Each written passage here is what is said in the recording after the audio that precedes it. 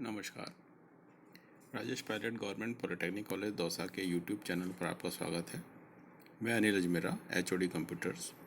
आज हम introduction to network security and cryptography CS 308 की यूनिट नंबर 7 फायरवॉल के बारे में अध्ययन करेंगे। हम ये जानते हैं कि विश्व में लाखों कंप्यूटर्स हैं जो आपस में इंटरनेट के द्वारा जुड़े हुए हैं और सभी कंप्यूटर्स आपस में इंफॉर्मेशन का इंटरचेंज या एक्सचेंज करते रहते हैं। इससे सुविधा तो हुई है कि हम कोई भी इंफॉर्मेशन किसी के साथ भी शेयर कर सकते हैं और बड़ी आसानी से सुगमता से उस इंफॉर्मेशन को बहुत कम समय के अंदर अब पूरे विश्व में कहीं भी भेजा जा सकता है और सभी कंपनीज और सभी इंडिविजुअल व्यक्ति भी इसकी सुविधा का लाभ उठा रहे हैं। लेकिन इसके साथ साथ कुछ कठिनाइयाँ या कुछ परेशानियाँ, कुछ थ्रेट्स भी इसके साथ में होने लगे हैं जिनको हम अटैक्स बोलते हैं। तो सबसे महत्वपूर्ण चीज़ ये है कि जो भी नेटवर्क्स हैं हमारे, उनको अटैक से बचा कर रखा जाए। मतलब जो इंट्रूडर्स हैं या जो लोग हमें अनवांटेडली हमारी सूचनाओं को ख़राब करना चाहते हैं या उनको चुराना चाहते हैं, उनसे हमें अपनी सूचनाओं को बचा कर रखना है, क्योंकि आज के समय में डेटा ही सबसे इम्पॉर्टेंट चीज़ है। तो सबसे जो इसके दो तरीके हैं अटैक करने के। कुछ कॉरपोरेशंस जो होते हैं उनके पास में बहुत लार्ज अमाउंट का डेटा होता है और कॉन्फिडेंशियल या गोपनीय डेटा होता है जो उनकी कंपनी के बारे में होता है, उनकी स्ट्रेटेजीज़ के बारे में होता है और सारा बहुत ज़्यादा महत्वपूर्ण होता है। तो उनको उस डेटा को लीक होने से बचाना पड़ता है कि कोई कॉम्पिटिटर, मतलब उनका प्रतिद्वंदी कंपनी, उनके डेटा को एक्सेस करके, चुरा के उसका मिसयूज़ कर सकती है या उस कंपनी को नुकसान पहुंचा सकती है। तो जो इंटरनल डेटा है हमारा, उसको लीक होने से बचाना, वो किसी भी तरीके से लीक हो सकता है। उसका एम्प्लॉय भी शामिल हो सकता है या बाहर से भी कोई आदमी उसको इंफॉर्मेशन को अटैक करके यूज़ कर सकता है। तो अब ये तो इंटरनल हो गया। सेकंड चीज़ है कि बाहर से कोई अटैक करके आउटसाइड एलिमेंट जैसे वायरस, वॉर्म्स या इस प्रकार की कोई और इंट्रूडर्स उसको अटैक करके उस कॉरपोरेट नेटवर्क को डैमेज कर दें या उसकी इंफॉर्मेशन को चुरा लें। तो ये दो तरह की चीज़ें हैं जिनके द्वारा threats from inside and threats from outside A corporate world. तो इन दोनों के बीच में इनसाइड वर्ड और आउटसाइड वर्ड। इनसाइड वर्ड के अंदर तो हमारा लोकल एरिया नेटवर्क को वर्क करता है और जो किसी राउटर के थ्रू इंटरनेट के से कनेक्टेड होता है या राउटर के थ्रू आउटसाइड से कनेक्ट होता है। तो इंटरनल भी हमें इंफॉर्मेशन को सेव करके रखना है और उसके साथ साथ जो बाहर से आने वाले डेंजर्स हैं या थ्रेट्स हैं, अटैक्स हैं, उनसे भी हमें इसको बचा के रखना है। तो यह कार्य करने के लिए हमारा जो राउटर है वो इतना कैपेबल होना चाहिए कि वो इस इंफॉर्मेशन को या अटैक्स को आने से रोक सके और हमारी इंफॉर्मेशन को सेव कर सके। तो इनसाइड और आउटसाइड दोनों तरीके से हमें इसे सेव करना पड़ेगा।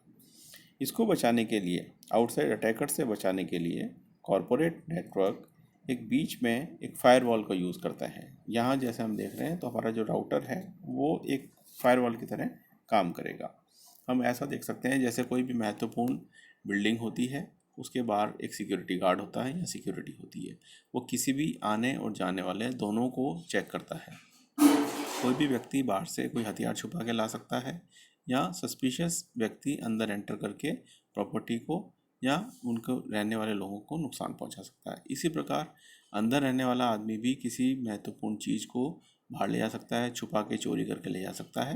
तो हमारे इस केस में वो चीज़ हमारी डेटा या इन्फॉर्मेशन हो सकती है कि वो किसी रूप में इसको चुरा के बाहर ले जाए। फिजिकली ले जाने की आवश्यकता नहीं है, वो किसी अंदर काम करते हुए भी किसी और तरीके से भी उस इंफॉर्मेशन को बाहर सॉफ्टवेयर के थ्रू या किसी अन्य एप्लीकेशन के थ्रू उसको बाहर भेज सकता है। तो ये जो राउटर होता है वो किसी भी सस्पिशियस या संदिग्ध गतिविधि को देखता है जो अंदर से बाहर जा रही हो या बाहर से अंदर आ रही हो, उसको रोकने का कार्य करता है। तो ये जो चीज़ है ये फायरवॉल कहलाती है। तो फायरवॉल हमारे इंटरनल वर्ल्ड या हमारे लोकल एरिया नेटवर्क और आउटसाइड वर्ल्ड, उन दोनों के बीच में एक दीवार की तरह कार्य करता है जो ये डिसाइड करता है कि किस ट्रैफिक को इनफ्लो या अंदर आना अलाउ करना है और किस ट्रैफिक को बाहर से अंदर आना अलाउ करना है और अंदर से बाहर जाना अलाउ करना है। जिसे हमने एक सिंबॉलिक फॉर्म में दिखाया हुआ है कि बहुत सारे कंप्यूटर्स कनेक्टेड हैं, ये हमारा नेटवर्क बैकबोन है या कॉरपोरेट का ऑफिस है। और इंटरनेट से कनेक्ट करने से पूर्व उसके बीच में हम एक काफ़ी स्ट्रॉन्ग फायरवॉल रखेंगे, जो फायरवॉल इसको सारे इंफॉर्मेशन को प्रोटेक्ट करके रखेगी। अब एक अच्छी फायरवॉल की क्या कैरेक्टरिस्टिक्स होनी चाहिए? सारा ट्रैफिक जो भी इनसाइड से आउटसाइड जा रहा है या आउटसाइड से अंदर आ रहा है वो फायरवॉल के थ्रू ही पास होना चाहिए। फायरवॉल को बाईपास करके कोई भी इंफॉर्मेशन ना तो अंदर से बाहर जा सकती है, ना ही बाहर से अंदर आ सकती है। तो जो भी इंफॉर्मेशन हमारे नेटवर्क से आउटसाइड वर्ल्ड को जाएगी या आउटसाइड वर्ल्ड से अंदर आएगी वो सदैव फायरवॉल के थ्रू ही आएगी। फायरवॉल उसको चेक करेगा, यदि वो सेफ़ होगी तो ही उसे आना या जाने के लिए अलाउ किया जाएगा। जो फायरवॉल होती है उसमें एक लोकल सिक्योरिटी पॉलिसी बनाई जाती है। वो उस पॉलिसी के तहत जो इन्फॉर्मेशन है या ट्रैफिक है उसको ऑथराइज़ करती है और ऑथराइज्ड इन्फॉर्मेशन को ही पास ऑन किए जाने की सूचना दी जाती है। जो फायरवॉल होती है वो अपने आप में ये बहुत मजबूत या स्ट्रॉन्ग होनी चाहिए ताकि वो अटैक्स को बचा सके। तो फायरवॉल इनसाइड और आउटसाइड दोनों वर्ल्ड के बीच में कार्य करेगी और ये इंफॉर्मेशन को ऑथराइज़ करेगी, चेक करेगी, यदि वो सेफ़ है तो ही उसको आना या जाना दोनों चीज़ें इनसाइड टू आउटसाइड या आउटसाइड टू इनसाइड उसको अलाउ किया जाएगा। आगे हम देखेंगे कि फायरवॉल कितने प्रकार की होती है। फायरवॉल दो प्रकार की होती है, एक पैकेट फ़िल्टर्स और दूसरा एप्लीकेशन गेटवेज। पैकेट फ़िल्टर्स के अंदर जैसा कि इसका नाम से इंडिकेट होता है कि एक सेट ऑफ रूल्स होते हैं जो प्रत्येक पैकेट को चेक करता है। हम ये जानते हैं कि जो इन्फॉर्मेशन है वो ट्रांसमिट पैकेट के द्वारा होती है, तो ये चेक करता है प्रत्येक पैकेट को कि किस पैकेट को फॉरवर्ड करना है, जाना अलाउ करना है और किस पैकेट को डिस्कार्ड करना है। इसे हम स्क्रीनिंग राउटर या स्क्रीनिंग फ़िल्टर भी कहते हैं। तो इस प्रकार की फायरवॉल राउटर के द्वारा इम्प्लीमेंट की जाती है, जो कि पैकेट फ़िल्टर्स को किसी भी डायरेक्शन में, चाहे वो लोकल नेटवर्क से आउटसाइड नेटवर्क को जा रहे हों या आउटसाइड नेटवर्क से इनसाइड नेटवर्क के आ रहे हों, उनको ये चेक करता है। तो इसके लिए हमें फ़िल्टरिंग रूल्स बनाने पड़ते हैं जिसके अंदर नंबर ऑफ़ फील्ड्स इन्वॉल्व होते हैं। इसमें इंटरनेट प्रोटोकॉल होता है, TCP/UDP हेडर्स होते हैं और सोर्स और डेस्टिनेशन के IP एड्रेसेस होते हैं। और इसके साथ साथ जो IP प्रोटोकॉल फील्ड्स हैं उनकी भी इंफॉर्मेशन इसमें रखी जाती है। किस पोर्ट से हमें जाने देना है, किस पोर्ट को हमें अलाउ करना है, वो सारी चीज़ इसके अंदर हमें रखना पड़ता है। जैसा कि हमने इसमें दिखा गया है कि packet filter applies a set of rules to each packet and based on outcome decides to either forward और डिस्कार्ड द पैकेट। अर्थात जो पैकेट फ़िल्टर्स हैं वो कुछ सेट ऑफ रूल्स को अप्लाई करेंगे प्रत्येक पैकेट पे और उसको चेक करने के पश्चात यदि वो उन रूल्स के अंतर्गत अलाउड है तो उनको आना या जाना अलाउड किया जाएगा। यदि वो उस अलाउ सेट ऑफ रूल्स के अंतर्गत नहीं आते हैं तो हम उनको डिस्कार्ड कर देते हैं। तो इसके लिए जैसा कि हम डायरेक्ट इस डायग्राम में दिखा रहे हैं कि पैकेट फ़िल्टर है वो बीच में राउटर जो है वो इसका कार्य करेगा। इंटरनल प्राइवेट नेटवर्क है जो प्रोटेक्टेड जोन है और राउटर के थ्रू ये इंटरनेट से कनेक्टेड है। तो जब भी पैकेट फ़िल्टर को कोई भी पैकेट प्राप्त होगा ये उसको रिसीव करेगा। रिसीव करने के बाद उसे सेट ऑफ रूल्स के लिए भेजेगा जिसमें IP एड्रेस होगा। उसको ये चेक करेगा प्रत्येक को, यदि वो सेट ऑफ रूल्स के अकॉर्डिंगली अलाउ करने लायक हैं तो उनको अलाउ एक्सेप्ट कर दिया जाएगा या उनको डिस्कार्ड कर दिया जाएगा। इसमें दोनों चीज़ें हो सकती हैं कि यदि वो रूल्स को फॉलो नहीं करते हैं तो हम या तो सारे पैकेट्स को डिस्कार्ड कर दें या सारे पैकेट्स को एक्सेप्ट कर दें। इसमें ये फ़ायदा है कि हम एक बार सभी पैकेट्स को डिस्कार्ड कर सकते हैं और फिर एक एक पैकेट को चेक कर सकते हैं। यदि वो पैकेट अलाउ करने लायक है तो हम उसको यूज़ करके अलाउ कर सकते हैं। अब पैकेट फ़िल्टर के एडवांटेजेस क्या हैं? ये सिंपल है इम्प्लीमेंटेशन में और वेरी फास्ट है।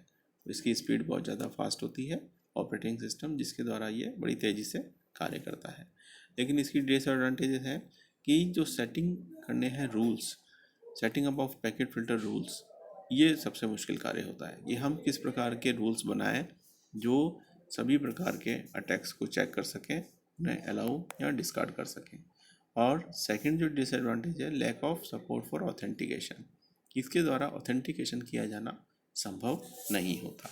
ये दो डिसएडवांटेजेस हैं कि एक तो रूल्स बनाना इसका मुश्किल है और दूसरा ऑथेंटिकेशन की इसमें कमी होती है। अब जो अटैकर्स हैं वो पैकेट फिल्टर्स में किस प्रकार अटैक कर सकते हैं। पहला जो तरीका है वो है आईपी एड्रेस स्पूफिंग। हम ये जानते हैं कि जो भी इंफॉर्मेशन होती है वो जिस कंप्यूटर से आती है, प्रत्येक कंप्यूटर का एक आईपी एड्रेस होता है।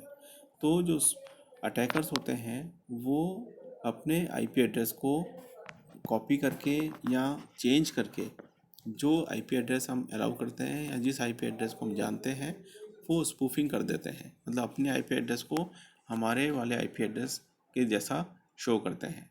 तो जो रिसीवर होता है वो ये समझता है कि ये सही जगह से इंफॉर्मेशन आ रही है और वो उसको अलाउ कर देता है। तो इसका जो तरीका है वो ये हो सकता है कि जितने भी अटैक इंफॉर्मेशन आ रही है पैकेट फिल्टर उन सभी को रोक दे इनकमिंग साइड के ऊपर और उसका सोर्स एड्रेस को चेक करें। सेकंड चीज़ हो सकती है source routing attack. Source routing attack के अंदर वो जो अटैकर है it can specify the route that a packet should take it move along the internet. वो जो रूट फॉलो करता है हमारा पैकेट, उस रूट को फॉलो करते हुए वो अटैक कर सकता है। और तीसरी चीज़ है कि टाइनी फ्रैगमेंट अटैक। हम ये जानते हैं कि प्रत्येक इंफॉर्मेशन एक पर्टिकुलर फ्रेम साइज़ के अंदर ही आती है। यदि वो उस पर्टिकुलर फ्रेम से बड़ी होती है तो उसे हम छोटे छोटे फ्रेम्स में ब्रेक कर देते हैं। तो इस केस में जब हम फ्रेम में ब्रेक कर देते हैं तो इसके थ्रू अटैकर इसमें अटैक कर सकता है। तो पैकेट फ़िल्टर जो है ये फायरवॉल का तरीका है, सिंपल है और वेरी फास्ट है ऑपरेटिंग स्पीड के अनुसार। लेकिन इसका नुकसान ये है कि इसके रूल्स बनाना कठिन है और ऑथेंटिकेशन को सपोर्ट नहीं करता। पैकेट फ़िल्टर्स में अटैकर्स तीन तरह की टेक्निक्स यूज़ करके इस पर अटैक कर सकते हैं। पहला है आईपी एड्रेस स्पूफिंग, सेकंड है सोर्स राउटिंग अटैक और तीसरा है टाइनी फ्रैगमेंट अटैक्स। नेक्स्ट जो हमारा है फायरवॉल का तरीका या सेकंड टाइप की फायरवॉल जो है वो है एप्लीकेशन गेटवे, जिसे प्रॉक्सी सर्वर भी बोलते हैं, क्योंकि इसमें जो गेटवे है वो एज ए प्रॉक्सी सर्वर की तरह कार्य करता है और ये डिसाइड करता है कि हमारा एप्लीकेशन लेवल पर जो फ्लो है वो किस तरह से होगा। तो एक इंटरनल यूज़र जो है वो एप्लीकेशन गेटवे में टीसीपी आईपी एप्लीकेशन काम में लेता है। जैसे कि हम डायग्राम में देख रहे हैं कि टीसीपी आईपी एप्लीकेशन एचटीटीपी हो सकती है, एसएमटीपी हो सकती है, एफटीपी हो सकती है या टेलनेट हो सकती है।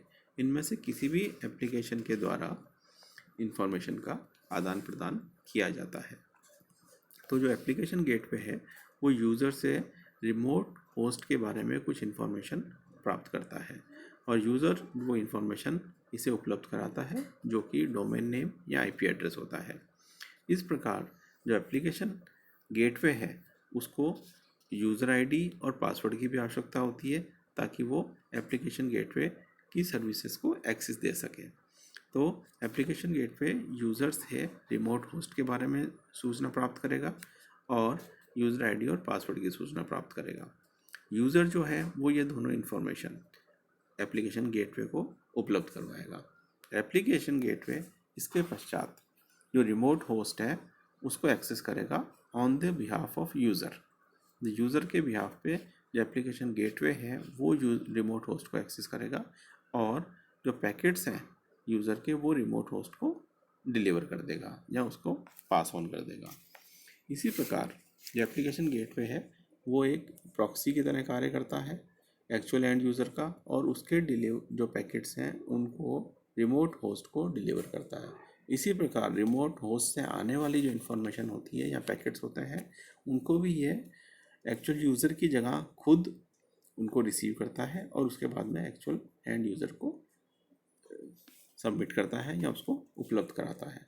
तो इस प्रकार यूज़र को ये इल्यूशन होता है कि वो डायरेक्टली इंटरनल होस्ट से एक्सटर्नल होस्ट को कनेक्ट कर रहा है और एक्सटर्नल होस्ट से सीधी इन्फॉर्मेशन प्राप्त कर रहा है, जबकि इसके बीच में एक्चुअली एक एप्लीकेशन गेटवे होता है जो विभिन्न प्रकार के TCP/IP प्रोटोकॉल्स को काम में लेता है और इसको सूचना को उपलब्ध कराता है। अब ये किस प्रकार कार्य करता है, तो ये हमने लिखा हुआ है the internal user contracts application gateway using A TCP/IP application. जैसा कि हमने देखा पूर्व स्लाइड में कि किसी TCP/IP एप्लीकेशन के द्वारा इंटरनल यूज़र एप्लीकेशन गेटवे को कॉन्ट्रैक्ट करता है। उसके पश्चात एप्लीकेशन गेटवे यूज़र्स से रिमोट होस्ट के बारे में सूचना प्राप्त करता है। यूज़र ये सूचनाएं उसे प्रोवाइड करता है जो कि यूज़र आईडी और पासवर्ड की फॉर्म में होती है। उसके पश्चात जो एप्लीकेशन गेटवे है वो रिमोट होस्ट को यूज़र के बिहाफ पर एक्सेस करता है, उसे सूचनाएं उपलब्ध कराता है और रिमोट होस्ट से प्राप्त होने वाली सूचनाएं वापस यूज़र को उपलब्ध कराता है। धन्यवाद।